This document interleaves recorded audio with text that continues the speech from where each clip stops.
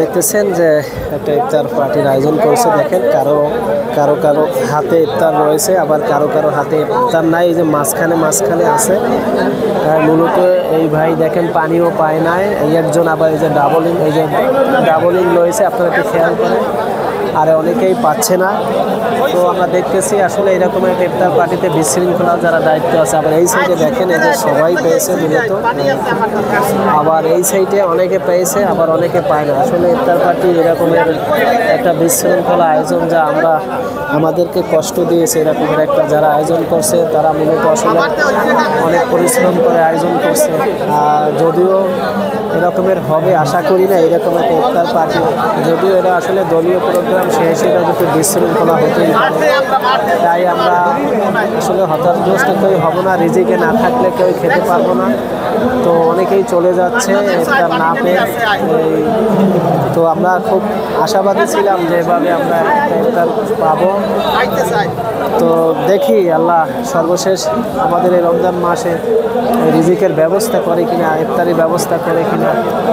অনেকে কিন্তু হতাশগ্রস্ত হয়ে যে দেখছেন চলে যাচ্ছে, ইফতারি পাচ্ছে না। কিন্তু কি বলবো, এরকম একটা দুঃখজনক ঘটনা। আমার ভিডিও করতেও লজ্জা লাগে। আমরা মুসলমান জাতি ইফতার পার্টিতে আইসা এরকমের যে একটা বিশৃঙ্খলা সৃষ্টি করবে এটা আশা করি নাই। যদিও আমি নিজেও এখন পর্যন্ত ইফতারি ওই রকমের পাই নাই।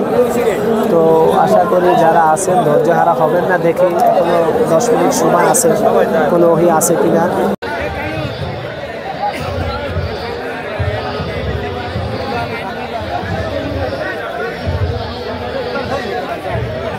ধৈর্যহারা হয়ে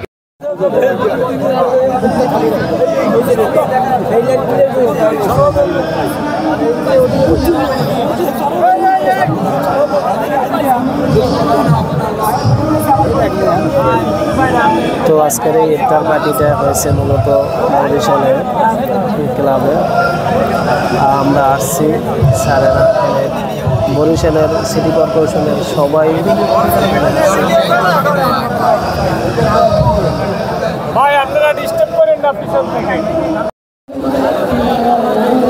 সুপ্রিয় দর্শক, আসসালামু আলাইকুম। আমরা আছি বরিশাল ক্লাব, যেটা আপনারা দেখতেছেন।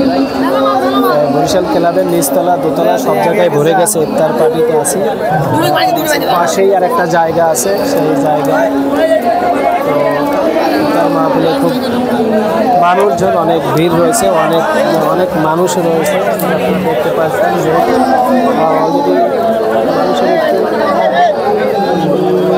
কি বলবো, মানে এত মানুষ যে মানুষের জায়গা অনেক বড় হয়ে গেছে।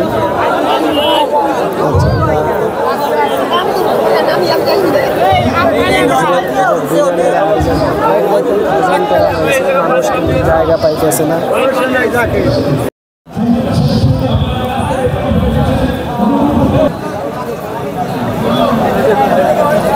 সুপ্রিয় দর্শক, আসসালামু আলাইকুম। আমরা আছি বরিশাল ক্লাবে। তো এখানে ইফতার পার্টি করার আয়োজন করা হয়েছে। আমরা মূলত পুরো বরিশাল ক্লাব এই সব জায়গায় ইফতার পার্টির ব্যবস্থা করা হয়েছে।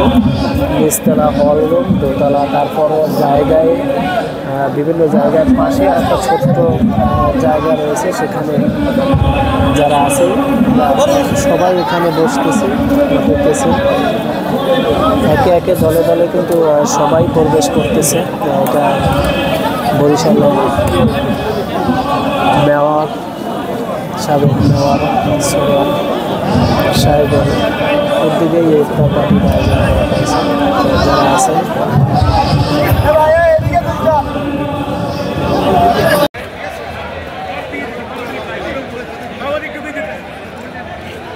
সম্মানিত ভলান্টিয়ার নেতৃবৃন্দ, ভলান্টিয়ার ভাইয়েরা, আমাদের ভলান্টিয়ার ভাইয়েরা, আমি আবার বলছি সাংবাদিকদের জন্য দয়া করে খাবারটা সাংবাদিকদের জায়গায় প্রেজেন্ট করুন।